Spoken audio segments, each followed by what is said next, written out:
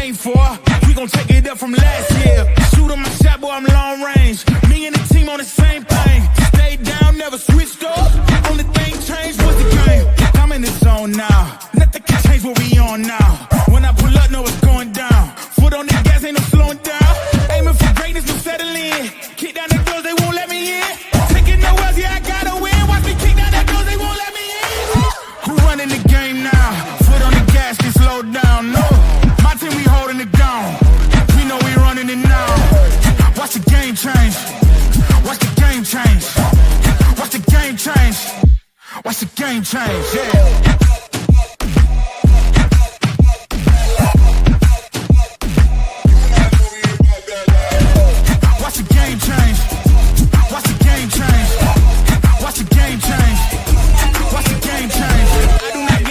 On me. Tell them that's like, yeah, it's LIV. I'm taking a shot for my enemies. I can't waste no more time on my energy. I know they know I got it on lock. Go against me, that's a long shot. Cause I'm counting wins all around the clock. Never doubt me, boy, I don't stop. Who do you feel when they make you the monster? I am not scared of none of you imposters. Taking the lead now while they watching. Think you should leave now while the option. Taking no L's, yeah, I gotta win. Watch me kick down the doors, they won't let me in. I'm running the game now. Foot on the gas, can slow down, no. Welcome to another edition of the It's Cavalier podcast. It's your boy Mac, and tonight our Cleveland Cavaliers took on the Denver Nuggets and ended up victorious. You love to see it. Such a phenomenal performance from front to back, really from start to finish. This was as complete a game as you will ever see this Cavaliers play. It just felt like complete domination at times. That said, Denver did keep it close, and we're going to talk about it all. But I can't not start the podcast off by simply discussing the three-point barrage. And yes, that's what I'm going to call it, the three-point barrage that we saw from Evan Mobley tonight. Ladies and gentlemen, Evan Mobley drilled 3 triples tonight on his way to 20 points, 9 rebounds, and 4 assists, just completely dominating, being aggressive out there, attacking, antagonizing on the interior, rolling to the rim, making the correct pass. He just did a little bit of it all tonight. And it's games like this that just make you feel that this dude's potential is sky high. Seriously, 5 triples. Guys, I want you to understand this. I'm going to put this in context for you. This was the first game Evan took at least 5 triples in 2 seasons. He took 6 back during the 2022-23 season. He failed to attempt that many in any game at all last year. His high was 4. His career high is 6. But this was just the second time in his career that Mobley has attempted at least 5 or more triples. This was a big time performance from our boy. It started off with some triples in the first quarter. And let me tell you something. Let me tell y'all something. Evan Mobley catching and shooting and being out here, like seriously, he had a triple tonight where it was probably the quickest shot that I have ever seen leave his fingertips. Drifting off to the side, out of bounds, and he drops the tray. You just love to see shit like that from Evan Mobley because there's the one element out of his game that we have all wanted to see be visible on a night-to-night basis. It is the one thing that can be game-breaking for this Cavaliers team in many different ways. Obviously, there are a lot of benefits to it. We know what it could bring to the table in regards to the front court pairing of Jared Allen and Mobley himself. But man, just from an individual standpoint, seeing Evan Mobley not only take, but make these triples against big-time competition in Nikola Jokic and those pesky Denver Nuggets. It feels good. And it's not like Denver is as good as they have been in years past, but Jokic, man, he's still a baller out there. He had a big game. It was very, very tough matchup for the likes of Jared Allen and Evan Mobley to contain him. And we're going to talk about Jared Allen here later on down the line. But Mobley, man, I was just so fucking impressed with what he was able to do on both ends of the floor. 3 steals on the defensive end. He made himself felt out there as well. But the offensive production, especially from the 3-point line, that is what I'm looking forward to.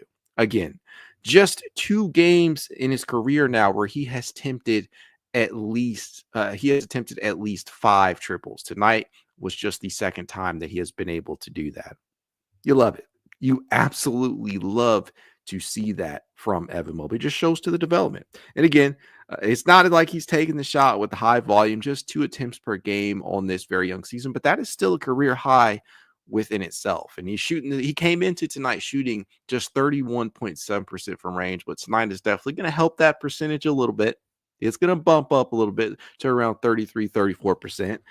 But this is what we want to see. We want to see him be confident, because it's one thing to make the occasional triple from game to game, but for Mobley to have the confidence to be able to pull the trigger where he possibly wouldn't have in years past, to me, that's big.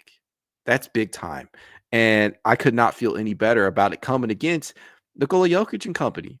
This is a big time matchup for this Cavaliers team, a Denver Nuggets team that has often given them fits. I'm sure we all remember the Cavs' last game against Denver. It wasn't pretty.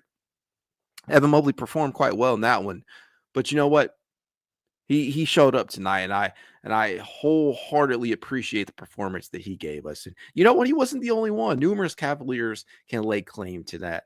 The next guy up here tonight that really started the game off just absolutely bonkers was Caris LeVert. My God, this dude looked like a flamethrower. He was scorching the twine tonight in the first quarter. Dude drilled 4 triples in that first frame alone, and would end that first quarter with 14 points on a highly efficient 5 of 7 from the field. He would end the game with 21 points on 7 of 11 from the field off the bench. Just an absolutely big time performance for Caris LeVert. And this is why many people believe that LeVert is capable of winning a 6th Man of the Year award playing like this. He just has to do it consistently. And we know that's the thing with Caris. The consistency has been the bane of his existence for his entire career. That and health, right? But as long as he's healthy, as long as he's out there, he's usually providing the Cavaliers somewhat of an impact. And that's exactly what we got from him tonight. A lot of open looks for him. He was 5 of 6 from 3-point distance tonight, as the Cavaliers shot a combined 22 of 48 from deep. That is good for 46% for you math buffs out there. And look, I have to point this out because a lot of people are probably going to make a big deal about it. Denver, despite Cleveland shooting 50% by halftime, right? Because if I'm not mistaken, they were 14 of 28 at halftime, but they held just a 4-point lead. And a big reason for that is Denver's interior dominance. They score the bulk of their points within the painted area, and Nikola Jokic is a huge part of that. But it has to be, we have to add the context here, right? Denver, they have finished bottom 5 in the league over the past 5 seasons in terms of 3-point attempts per game. They entered tonight shooting very efficiently. It's just a shot that they don't take really that often. This is a team that's been bottom 5 in 3-point attempts these past 3 seasons. They entered tonight in the top 5 in terms of the 3-point percentage. They complete 39.3% of their triples, which is 3rd best in the NBA. And we know Cleveland is number 1, but it has to be noted that they're only taking 31.4 per game this season. And they ended up finishing 6 of 24 tonight. That is 25%. 25% for Denver. You will live with that all the live long day. A good number of those triples, let me tell you, not the made ones, but a good number of the triples attempted tonight came from guys who you don't really expect to knock them down all that often. Russell Westbrook, anytime Russell Westbrook, God bless him. Anytime he is taking that shot, you live with it all the live long day. He went 1 of 3 from beyond the arc as he finished with 10 points off the Nuggets bench. But yeah, this is the team that just does not really thrive from the 3-point line. They can knock it down with a high efficiency as Jokic himself. He's been very, very efficient with his looks from beyond the arc this year. But as a team, they just don't take a lot of shots. And speaking of Jokic, he is shooting 52.2% from 3-point distance this year on a career best 4.3 attempts entering tonight. He went 0 of 3 from range. He is quite possibly their best or at least most efficient shooter this year. And I just got to say, he he was held to a big zero burger tonight in that regard. So I love it. I absolutely love it. The Cavaliers on both ends of the floor, they were able to take control of this game in a massive way. I know that when people look at the free throw disparity, that they're probably going to be up in arms as Cleveland attempted just 16 shots from the stripe tonight. But again, the Cavaliers, they took 48 triples.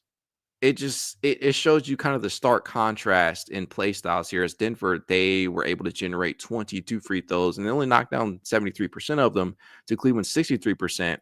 But Cleveland just did not get to the line nearly as much as the stat sheet. But I just know box score watchers are going to look at that and flip out and think in terms of why didn't the Cavaliers get the contact? Well, I'll tell you this. They did generate contact tonight. There was a handful of plays where, especially from Darius Garland, where they generated contact and they received the foul calls, but they had a very, very perimeter-centric game plan going tonight with it working to great effect. You saw how well each and every Cavalier was shooting tonight. Again, Caris 5 of 6 from 3-point distance. Evan Mobley 3 of 5 from 3-point distance. Donovan Mitchell 6 triples on 6 of 10. Darius Garland, not the most efficient night as he went 3 of 10 from the 3-point line and 9 of 20 overall, but I'll take it. Another game where you have 4 Cavaliers. Fuck it. You got 4 Cavaliers that scored 20 or more points. That was Donovan, Darius, Evan, and Caris off the bench. I'll take that. Another game where Cleveland has scored over the 100-point mark. They have not dipped below that all season. And boy, oh boy, I say it every stream. I do not believe that they are going to score under 100 at all with this Kenny Atkinson offense, with the way that we are just firing away from 3-point line, how efficient we've been all season long. Again, we entered as the NBA's best team from the 3-point line in terms of percentages on the season, if I'm not mistaken, at 40.2%. We don't take the most triples in the NBA, as we're taking just 38 per game, which is 11th, but we are certainly converting on them at an NBA high level. In Denver, again, they're right there, but they take basically 7 fewer triples than we do. Put that, just think about that for a little bit. Let that simmer. We take 7 more triples per game than Denver, and we're more efficient at it. That just tells you the level of shot makers that we have on this roster. And again, you got to understand that with the context of how they score the bulk of their points. They are scoring a good number of their points inside, in the painted area. I mean, Denver, they're in the top 5 in points in the paint this year. They are 4th at 55.1 per game of that variety. Cleveland, they're 6th. Cleveland does it all, man. I'm 53 points for Cleveland in terms of points in the paint. But yes, this team, when they're playing like this, they make you feel like they can beat anybody.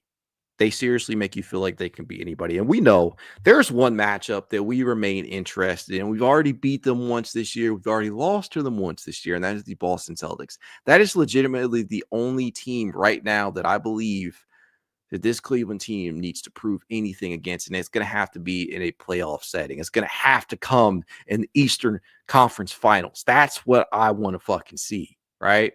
Not a regular season matchup anymore. We have moved past that. I am right up here. I am right up here.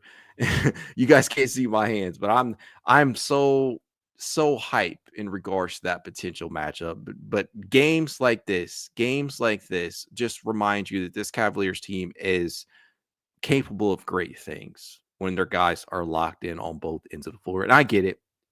Evan Mobley is not going to shoot 60% from three-point line every single game. Caris LeVert is not going to go 5 of 6 from the three-point line in every game. Donovan is not going to drop 6 triples in every game, contrary to popular belief, as good as he is. But let me tell you, they don't need to. Just play your game, give effort on defense, and more often than not, you will have an opportunity to walk away with the W. They're not a perfect team. They have some competitors out there. I see some people in the comments talking about the New York Knicks, and yes, they do look a little bit more dangerous. The Orlando Magic, let me tell you something. I'm a little bit more fearful, and I'm not scared of any of these teams. But honestly, the Orlando Magic, they've been doing some very, very good things without Paolo Banchero. You got to be watching out for those guys. The Knicks, they're one thing, they're coalescing, they're putting some shit together out there, but the Magic right now, as Dr. Claus 77 says in the chat, they've been cooking. They've been absolutely cooking without Paolo. I mean, they've been keeping things, they've been better than keeping the ship afloat, because honestly, when Paolo went down, I absolutely believed that they were just going to be their playoff seeding was going to go down to the shitter, but they've been doing some good things. 16-8 entering tonight, and as the 3rd seeded team in the Eastern Conference for the Magic. But let me tell you something. Nobody in this Eastern Conference, I feel, that the Cavaliers can't handle. It's just Boston. It's Boston and Cleveland and everybody else. Steve Ridgway says, ain't no one scared of the Magic. No, nobody is scared of the Magic, but the Magic are there. The Magic are definitely there. Let's put some respect on their name. 7-game series against Cleveland last year. And again, that's a very young group. They've only gotten better. So let's not let's pay them the respect that they deserve. That's all I'm gonna say in regards to that. But man, this fucking team, I cannot feel any better about the direction that we're heading in. And let me say this too. If there is anybody on this roster that I couldn't be prouder of, it is probably Darius Garland. Darius Garland, in my opinion, has an opportunity to be an all-NBAer this year. He has an opportunity to be an all-star starter this year. I think both of these things can happen. We're going to need some help from the fans, right? We're going to need some people to really be putting in work and putting them votes in. Let me tell you, I'll be voting as much as I can, but Darius Garland has just made me so proud. I love it. I love it. I think that he can definitely be an all-NBAer this year. The way that he has begun. There are some matchups that are obviously not going to be favorable for him on the offensive side. It will happen from time to time, but Darius Garland has been absolutely showing out this year, and winning definitely helps as well. So to anybody out there that thinks it's absolutely impossible for Darius Garland to be an all-NBA type of guy, reconsider.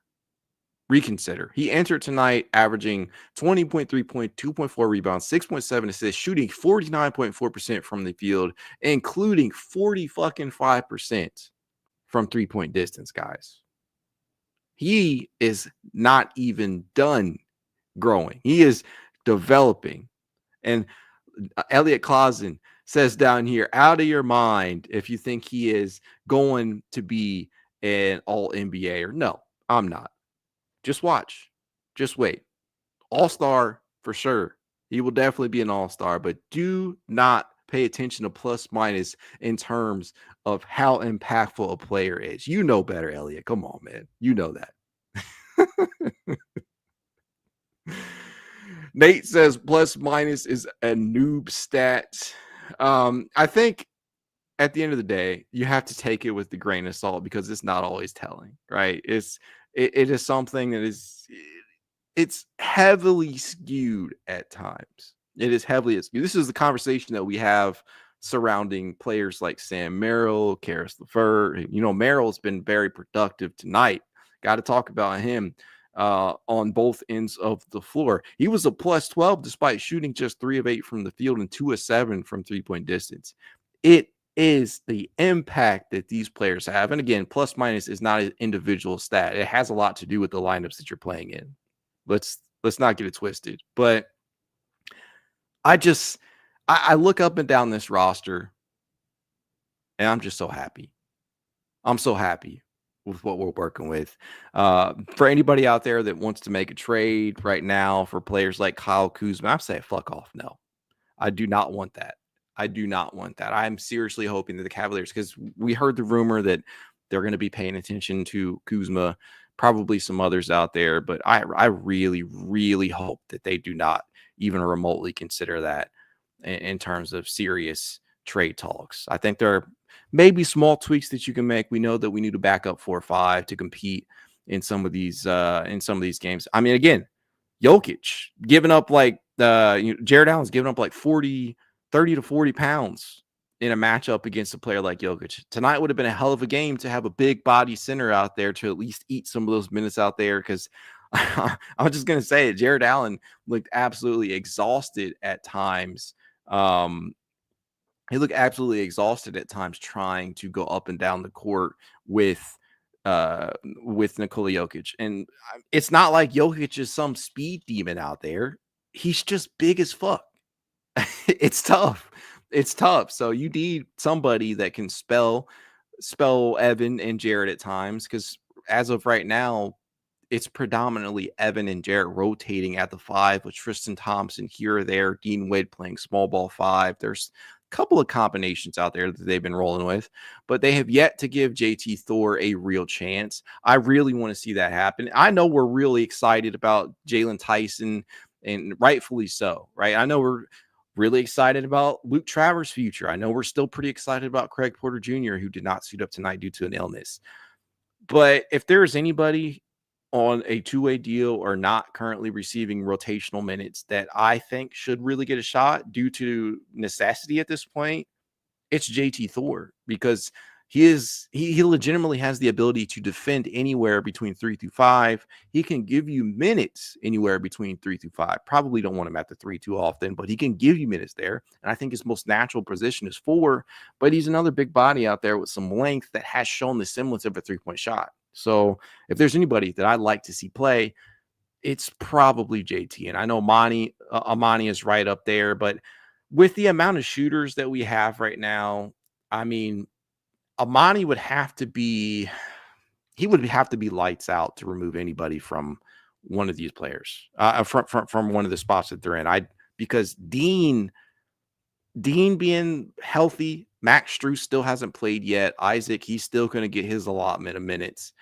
There's just no room. We're talking about Jalen Tyson right now. If we're talking about including Amani Bates, there's no fucking way. I mean, we're talking about playing Jalen Tyson minutes when everybody gets healthy. Where does Amani even fit in? So I don't know. I feel you though, Bando. Bando says, I just like, bro. I get it. I remain a fan of Amani Bates. I would hope that the Cavaliers eventually give him a shot when he's able to return. But this is just too stacked of a rotation. And they're not, Kenny is, especially when the playoffs roll around, he is probably not going to go beyond 10. I just don't see it happening. 10 to 11, maybe even 12 in certain regular season games is perfectly fine, because you keep guys fresh. And that's what we have seen throughout the early portion of this year. And it has probably helped stave off even more injury. And even though we've seen a handful already, with Isaac Okoro leaving tonight at halftime with a left knee contusion. Jesus, man. Speaking of that, can we just have one fucking game? Basketball gods. I'm gonna put up a prayer right now. Basketball gods. Can we have one fucking game where we don't have to worry about a guy being injured? Last time out, we almost lost Darius and Donovan to Jonas Valanciunas. Can we just have one game where we don't have to worry about somebody leaving? And again, we did get a return tonight, and it wasn't a real return because Ty Jerome was just sick. He had the flu. But man, can we have one fucking game? Is that too much to ask? Please, basketball gods. I know y'all hear me. Y'all been good this year. Y'all been very good blessing the Cavaliers with this start. But geez, just health. Just health. Come on. Either way, I feel pretty good about where we're at. I cannot wait to rewatch this one. It was definitely fun watching it live and watching Evan Mobley attempt the triples. My favorite was probably the one where he was falling out of bounds. But man, oh man, it was a sight for sore eyes because the Cavaliers, they can win ugly at times and they can win very, very beautifully as they did tonight. And that's probably my only takeaways. There were some negatives tonight. I guess if we're gonna really discuss negatives, one of my biggest was Jared Allen. And it's not like Jared Allen had a terrible game or anything from a statistical standpoint. 8 points, 15 boards, 6 assists, 3 of 5 from the field, 2 steals, was a +5 on the night. My problem with Jared simply boiled down to not being aggressive enough, right? It's not even being assertive. It's just looking for your shot at times. Like there were at least 3 different possessions where I'm like, Jared, shoot the goddamn ball. Like, sorry for my language, but shoot the ball. He had the opportunity to pull up from mid-range because he has some touch to him. We have seen Jared Allen take that shot in years past. We have seen him do it at times this year. But it just often seemed like whenever he got the ball, the first thing he was doing was looking to set a screen, hand off, DHO action, a lot of those things that you saw tonight with Donovan and DG trying to get the ball back into their hands. And I get Jokic it's a tough deal, but the thing about it is that Denver was conceding the space to him. They were giving him the opportunity to pull the shot, right? Pull up from mid-range. Jarrett has enough touch to hit that shot. He is a good enough shooter to do that. We have seen him do it. And so my problem with him was take the shot, man. 5 attempts. You can't always have a layup. You can't always dunk it home. Take the shot. Jay Quest says, have they held a team to under 100 yet? I'd like to see that, but this offense is so good. I need to double check on that. My gut tells me that they have, but I'm going to double check that as we speak. But just going back to Jared Allen, I'm going to tell you this. As long as the Cavaliers win, I'm not too pissed about it. I'm not too worried about it. But there were definitely opportunities where I felt that the Cavaliers should have been able to do that. To answer your question, yes. Washington, 87 points. How did I not do that? We just played them. It's all it is all running together for me. But Jared Allen, yes, got to be more aggressive, got to be more assertive. They have to be able to I don't even know why I'm saying they. Jared Allen has to be able to take the shot when it's presented to him. They gave him space. There was at least 2 or 3 possessions tonight where I'm just like, dude, shoot the damn ball. You have it. You have the opportunity. Do it. That was really my only gripe with him because I thought that for what it's worth, I thought he did what he could against Jokic, right? And Jokic, it's gonna sound completely off saying that, but 27 points, 20 rebounds, 11 assists from Jokic tonight. So if you're simply reading the stat sheet, you're going to say, Mac, you don't know what the fuck you're talking about. And I'm just going to say, okay, all right, whatever. But I did feel like Jared Allen did what he could. But the thing about Jokic is going to get his. You just have to limit the players around him, the Jamal Murrays, the Michael Porter Jr.'s, the Aaron Gordons of the world. And you know what? Those guys, they had some pretty decent games tonight. Murray in 42 minutes put up 19, 4, and 6 on 7 of 16 from the field. Not the worst game, but not the best game either. Michael Porter Jr., 24 points, 7 rebounds, 8 of 15 from the field, 3 of 6 from 3-point distance. Michael Porter Jr. is a fun player because of the size that he has and the ability that he has to shoot the ball. But, yeah, as long as you can contain somewhat some of his co-stars, you're probably going to have a great game. And tonight, Denver, they're like the antithesis of Cleveland tonight. They really only played an 8-man rotation. Peyton Watson, Russell Westbrook, Julian Strawther off the bench. So to Cleveland's 5, to Cleveland's 10 rather, to Cleveland's 10. And that has really been the story of the season for Cleveland, just the depth that they have. And it's not like everybody who is capable of playing plays on every given night, but Cleveland being able to do what Kenny Atkinson said he was going to do in the offseason by celebrating the depth, you love to see it. You love to see it. Honestly, I can't really think of too many other negatives. Jared Allen's lack of aggressiveness was probably the only one. We already talked about all the positives. That was really my only negative on the night because, again, Jokic is going to put up his stats. I give a fuck about it as long as the Cavaliers win. Jokic should score 100 points. I wouldn't give a fuck as long as the Cavaliers win. I'm good. That's all I'm trying to say. That is all I'm trying to say. But with that being said, I'd love to hear you guys' thoughts on tonight's win. If you're watching this over on YouTube, drop a comment. If you're over on X, do much the same. And as I always tell you guys, if you'd like to reach out to me, you know how you can. It's Cavalier_pod on Twitter, TikTok, Instagram, YouTube, and more. If you want to be added to this Cavalier Discord chat, you know what to do. Leave a rating, leave a review, send a screenshot of said review to itscavalier53@gmail.com, and I will send you an invite. If you're on X or YouTube, wherever you're watching, wherever you're streaming, hit that like button.